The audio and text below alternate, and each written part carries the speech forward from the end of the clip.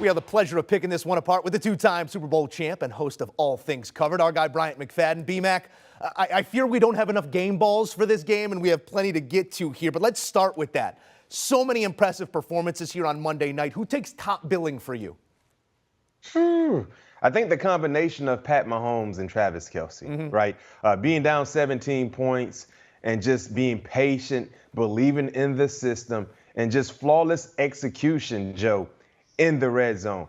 I mean, we know who the target is, right? We know who his go-to guy is, especially in the red zone, but they found a way to get it done.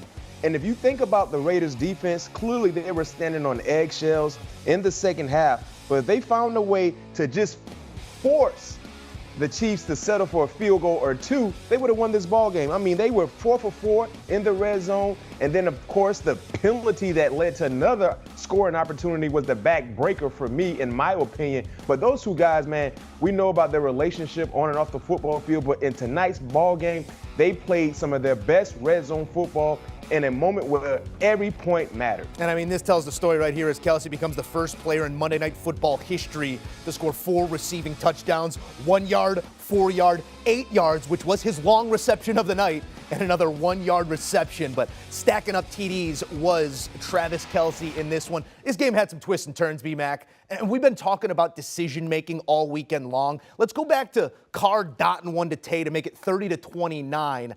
And then you leave the offense out there. They don't get the 2-point conversion and stay down 1. They did get the ball back with a chance to drive and get it, but analytics department's coming into question. What'd you make of the decision there at 30-29?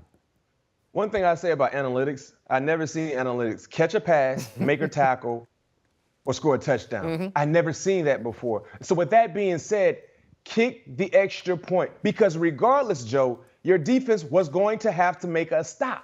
They were going to have to make a stop. We know that. So why don't you put that pressure on your defense, at least with the game being in a tie?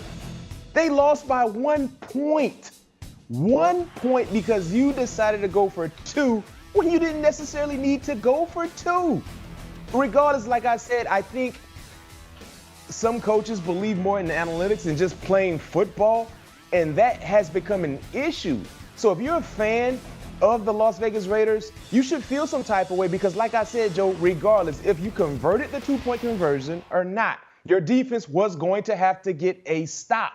Put pressure on Pat Mahomes. And I understand people will say, well, they couldn't stop him in the second half anyway, so why don't you just go for 2? Well, you know what? As a former defender, I'd rather trot on the football field knowing the game is in a tie, knowing I got to get a stop, than going on the football field with no momentum because they just stopped our 2-point opportunity.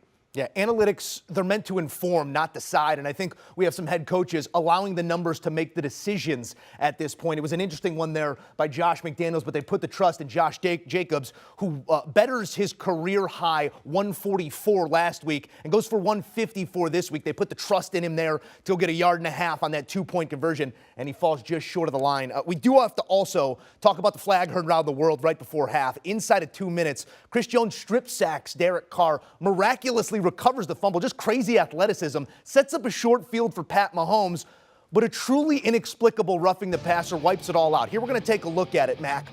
I'm putting you in front of the competition committee on Tuesday morning. What's the message from you?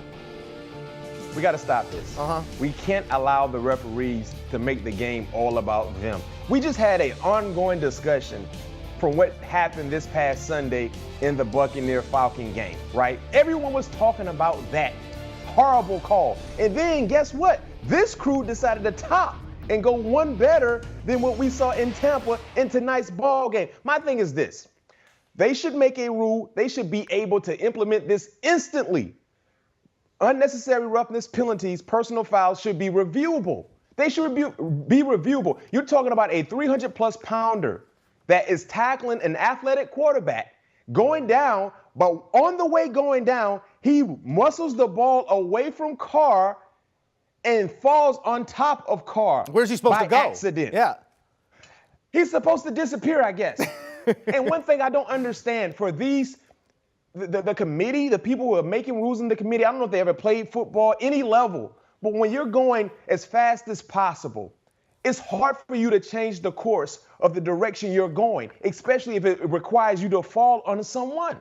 And the thing about this, it'd be one thing if we saw Chris Jones dive his body into Derek Carr and push him through the grass, through the ground. That's one thing. But clearly the man he paid more attention in trying to muscle the ball away from Derek Carr than falling on him. He just happened to fall on him. Luckily enough for Kansas City, they found a way to win this ball game.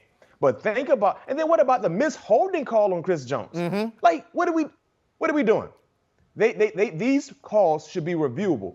They should be reviewable because clearly the referees are getting it wrong and they're so cautious in trying to protect the quarterbacks. I get that. But in a game-like call, judgment call, they should be able to go to the review booth to see exactly was there any unnecessary roughness or not.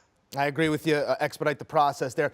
I understand there's 15 guys on the face of the planet who can play this position at a high level, and we have to protect them. But there has to be a give and take here where we can still play some football. We do have to have a conversation here about the Raiders, who now sit at 1-4. They're far better than that record, and they showed that here on the road. One of the toughest barns to play in the entire game. But help is on the way. They get the Texans, the Saints, the Jaguars, the Colts, the Broncos, and then the Seahawks. Winnable games out in front of them. And when you look at the connection that's developing between DC and Tay on the outside, is this a team we should punt on right now? Or are we holding out hope because of what they showed you here on Monday night? I mean, let's continue to hold on hope. I think the Raiders will become that team that you don't want to get into a sparring match with because if you're not careful, they can put you to sleep. You know, usually if you get into the ring with a sparring partner, you want to go against someone you can beat up. But the Raiders, they will throw punches. And tonight, they just fell short. And the thing about them offensively, because of injuries, we haven't really seen them, fully healthy. Once again, Darren Waller went out this ball game. Remember the last few ball games, they were missing Hunter Renfrow. But now we're starting to see the connection between Carr, Adams, Jacobs is running pretty good. The offensive linemen are doing a better job in protecting their quarterback. They just ran out of gas in tonight's matchup. They played against a team that's better on paper. They played against a team that has more chemistry, and they played against a team that had all the momentum in the second half. And unfortunately for the Raiders, this was a horrible loss. But one thing I can say, they fought. They fought till the end, and you can't say that for a lot of teams that we saw participate this past weekend. Yeah, they get got by a KC team that just appears to have a different gear right now, and we get to see this team Sunday on CBS against the Bills. It's one we've been waiting on since that coin flip last postseason, B-Mac. From what you've seen thus far out of these two teams, who do you give the early edge? Oh, you're going to hit me with that question. I had to sneak one out there. Tough Week question, 6 is upon us, B-Mac. That game is in Kansas City, correct? I got to look at it for you here as we take a look at the Chiefs' schedule. It is in Kansas City. It's in Kansas City. I know the Bills are still dealing with some injuries in the secondary, but Von Miller is. Yeah. Whew. So it's all about, Joe, to answer this question, and I will answer this question. It's all about which defense do you trust more, right? I think I trust the Bills' defense more than Kansas City, especially in regards to run defense. I really was surprised to see how well the Raiders ran the football against Kansas City coming into this game defensively for Kansas City. They were number 1 in rushing yards allowed. They didn't do a good job. Will the Bills devote more time and attention to the running game? Probably not, because it's all about Josh Allen. But I give the early nod to the Bills right now. Now, a lot can change between now and Sunday, but I can tell you this much. Buckle your seatbelts, because if you thought we saw an entertaining stand-up, sit-down type ball game, buckle your seatbelts, because you better believe these two teams have history, and they're known for putting up points on the scoreboard. Just an early lean from our guy, B-Mac. We won't hold you to the pick until next weekend, but we appreciate you taking us through it all, B-Mac. Thank you. And don't forget, there's more Mac to be had. B-Mac at P2 sitting down with some of the biggest names in sports and entertainment on the All Things Covered podcast. Conversations you won't want to miss week in and week out. Download, subscribe, and enjoy today. Do you want a sports network that delivers everything that matters about the game? The highlights, the picks, the instant analysis, no yelling, no fake debates, no politics. Hit the subscribe button and never miss a moment.